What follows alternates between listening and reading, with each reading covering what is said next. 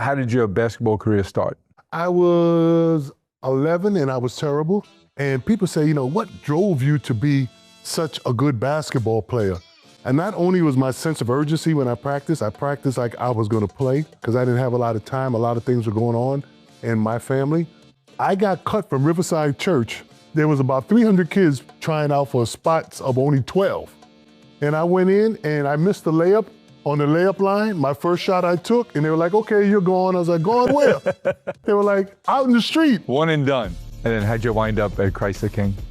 I first went to Power Memorial. You know, if you want to make the team at Power, Mr. Pat Torney had a basketball camp at Maine called Pine Tree. So you know, this is great. We go, I go up to the camp with them and I'm not playing that well because I wasn't that good of a basketball player at 14. But on the way back, the van broke down. And I've been around cars my whole life. And I hung the muffler up and we made it back. And he's told me, and once I made the team, he says, you know you weren't good enough to make this team. But you're a mechanic. And I was like, oh, I'm just glad to be here. I didn't play one game.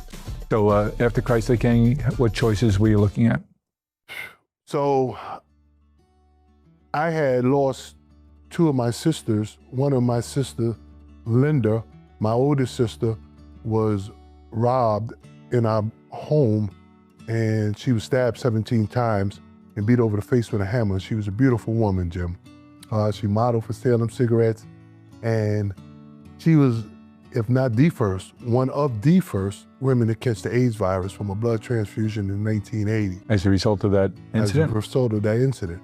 And my second sister started using drugs with my sister who got hooked on, you know, morphine in the hospital and started using heroin and ended up losing two sisters to the AIDS virus. So I didn't have a whole lot of time to spend out in the streets or playing around. And I was very fearful where I lived that something would happen to my parents. And plus I had to help raise my sister's children at this time. So I only had one choice. In the closest big time school, and Coach Carnesecca came and sat in my living room and he spoke about the old Negro League with my dad, and my dad says, I really like Coach. You know, he ended up being one of my best friends, Coach Carnesecca, to the day he passed away. And I ended up just going there because of Coach, number one, and number two, I didn't want to leave my family. Y'all ready? Y'all ready? Ready?